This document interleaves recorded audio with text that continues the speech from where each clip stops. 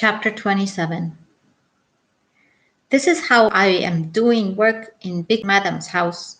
Every day I must wash all toilet and bathrooms. I must use toothbrush to be scrubbing in the middle of the tiles and be using bleach to be mopping the floors and walls. I must sweep the inside all the rooms and outside the whole compound. I must be pulling weed from inside the flower pot, even though coffee say they have one man that his name is the gardener. Coffee say this Mr. the gardener will be coming on Saturday morning to be doing flower and grass work. But Big Madam say I must do it first, so I am doing it. When I finish that, I am washing Big Madam's pants and brassiere with soap and water inside a bucket in the outside. The first time I see Big Madam's pants, I was wanting to die dead.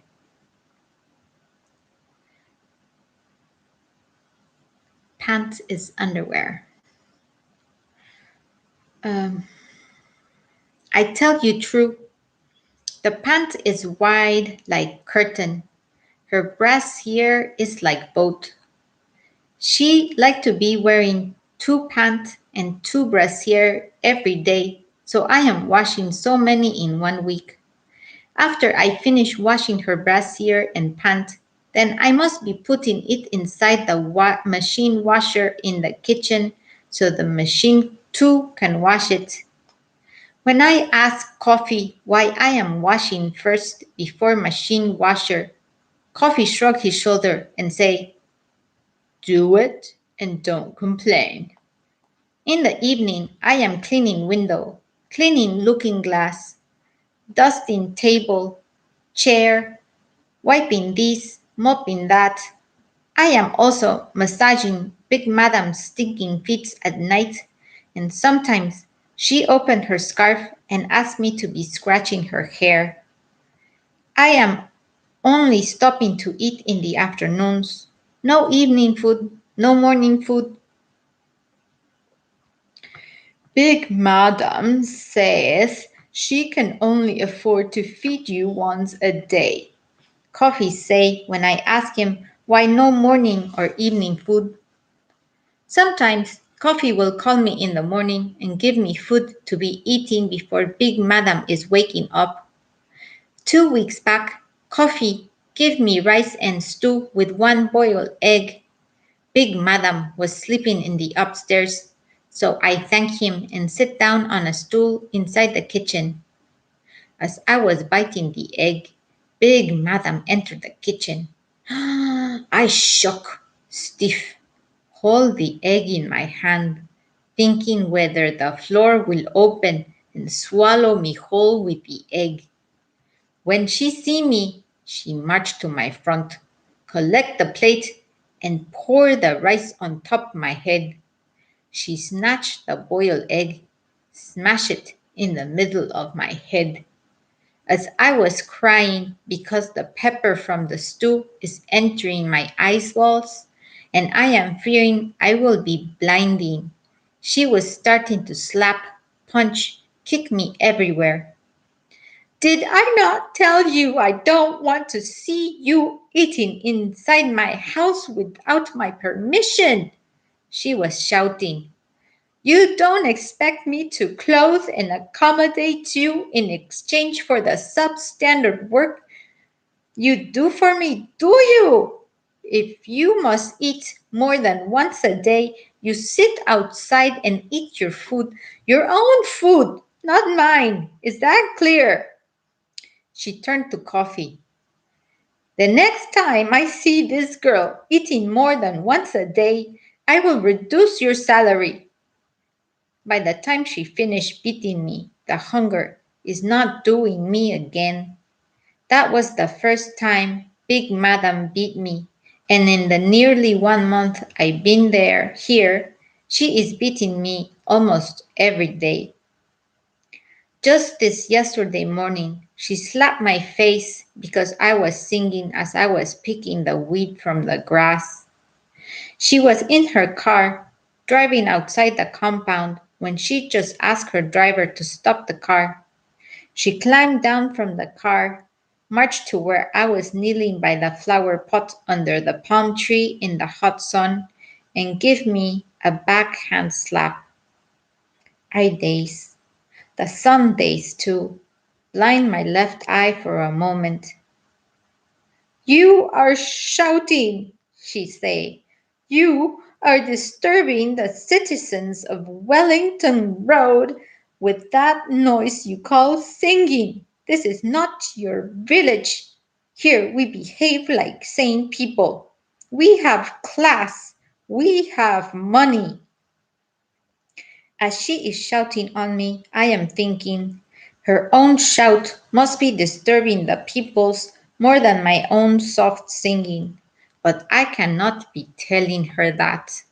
When she finished shouting, she released a long breath, nodded her head before she turned around, climbed back inside her car, and drove away. When I ask Coffee why she is beating me every time, Coffee say he confused too. Yours is one of the worst I have seen, Coffee say. She beats you every time she sets eyes on you. Did you annoy her in any way? I think back. No, I did not do anything. In that case, I will suggest you find the way to go back to your village, he said with a sigh. Dooney, let me tell you something about me. 5 years ago, I seriously considered returning to Ghana after I lost my job as the personal chef to the Ghanaian ambassador to Nigeria. It was a highly distinguished job, Aduni, very important. I lived in the Federal Capital Territory in a wonderful two-bed house in Abuja. Unlike the nonsense we have here, I served world leaders. I lived well, but I lost that job when a new ambassador was appointed, a god-forsaken idiot who said my cooking was not to his taste. He shook his head as if the remembering of it is causing him pain in the head. I decided to stay back and find another job.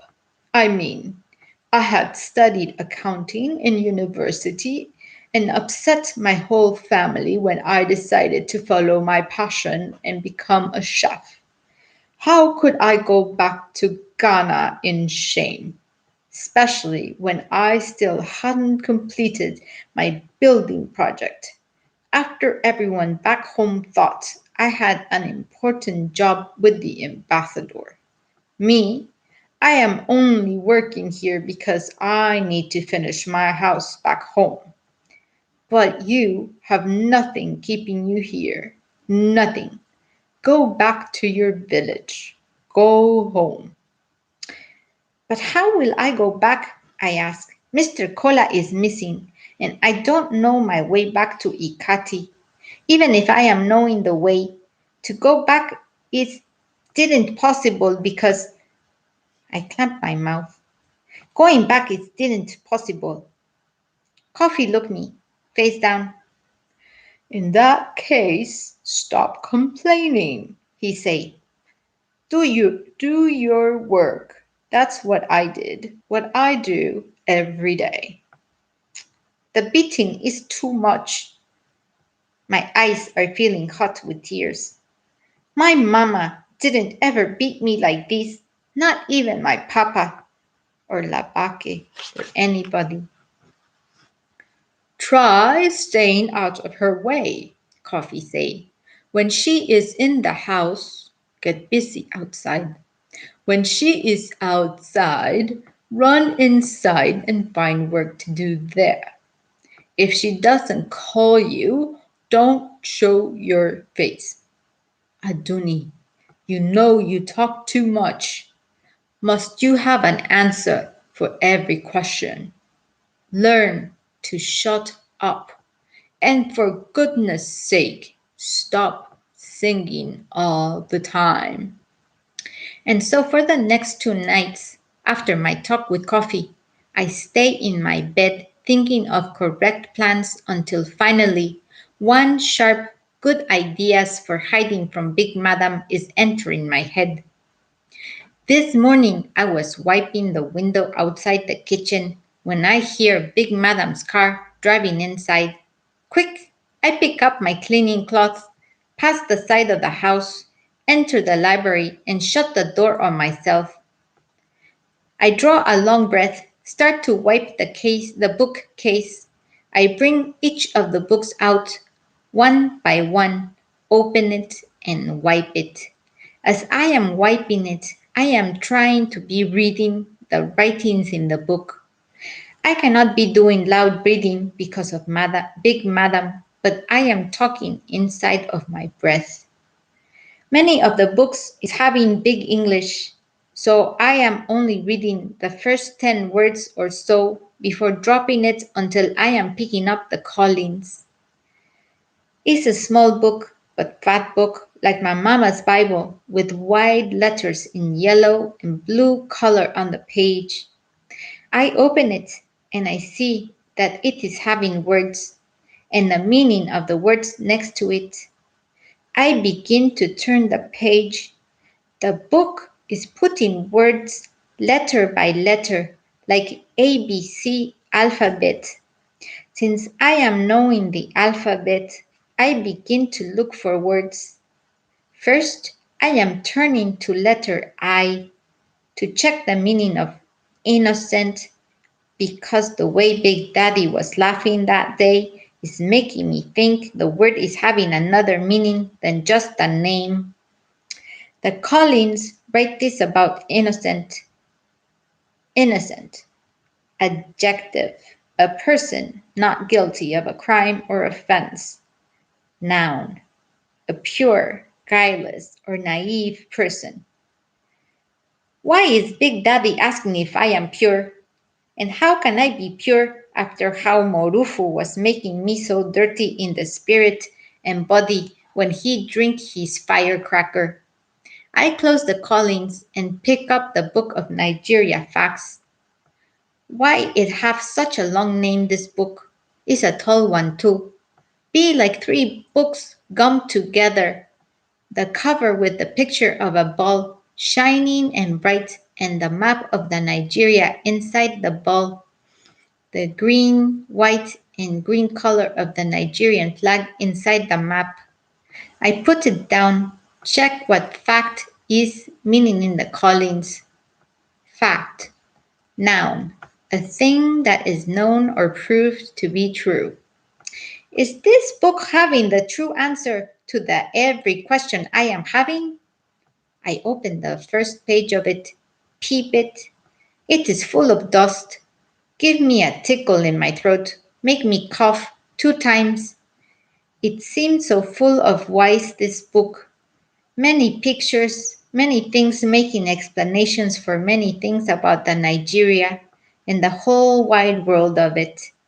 It have dates of when things happen in the Nigeria from before in the past till this 2014.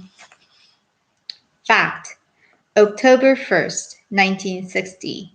Nigeria's Independence Day. Nigeria gained independence from Britain. What is this, the Britain? Is it a fighting enemy? I know independent is meaning when you are free, where they take our free, and how we collect it back from them. I sit down on the floor, keep my eyes on the book. Fact. Lagos is Nigeria's most populated city, a major commercial hub for the world. The city is blessed with many beaches and an active nightlife, and is home to one of the largest concentrations of millionaires in Africa. So this is why all the rich peoples are living in the Lagos. I swallow spit. Pull the book more close to me. I have plenty work to be doing, but this book be like two big hands full of love, drawing me close, keeping me warm and feeding me food. Fact: in 2012, four students of the University of Port Harcourt were tortured and beaten to death in a Lu community after they were falsely accused of stealing. The horrific act sparked a global outcry against justice in Nigeria. Jungle justice. If I didn't run from Ikati, from Bamidele's wife and all the Agan village peoples, maybe they will make me suffer this jungle justice thing, burn me with fire because they think I am a thief. This fact make me so sad. But I keep reading, keep learning the fact I am understanding and the one I am not understanding until the book is feeling too heavy in my hands, so I set it down and pick up my cleaning. When I finish wiping the everywhere in the library, I pull the notebook from my pocket, sit on the sofa, and as my head is remembering the things that we are needing in the house, I write it. Sometimes I am checking for callings for the spelling. 1. Toilet tissue paper. 2. Soap. 3. Nylon bag for putting inside dustbin. 4. Bleach for toilet dirty. 5. Powder soap for machine washer. Aduni? Somebody called my name in the afar. Big madam. Aduni? I am coming, ma, I shout, and quick put my notebook inside my pocket and stand to my feet. When I open the door, Big Madam is outside the library. Her eyes are angry, her whole body looking like she is wanting to just burst. Are you deaf? She asked, hands on her hips. Why did it take you so long to answer me? Before I can talk correct answer, she gave me one hot slap. I daze, stumble back. Oi! I say, rubbing my cheek. I was answering you, ma. I was saying I was coming, but she used another slap to silence my words. Before I can be thinking about that slap, another one is landing on my back. I fall to my knees and close my eyes and think of Mama, of Ikati, of Cayus, as she is using her palm to be slapping my back. Slap, slap, slap, like she is one angry drummer beating one angry talking drum. But I am not crying. I am just collecting the slap and slapping her back in my mind. When she slapped me, I slap her back too, only I don't touch her. I don't count how many slaps before I hear Big Daddy's voice. What the hell is going on here? Big Madam, give me a kick. Useless fool, she say, spit on my back. Why are you not crying? Are you possessed? Is a demon living inside you? Because I will beat it out of you today. Florence, do you want to kill that girl? Big Daddy say. You used your mad anger to chase away all the other house girls. And now you want to do the same to this poor girl, Aduni? I open my eye, look up. Today is the first day I am seeing him since the time in Big Madam's parlor, because he always traveled for his woman business. Today he is not having red eye.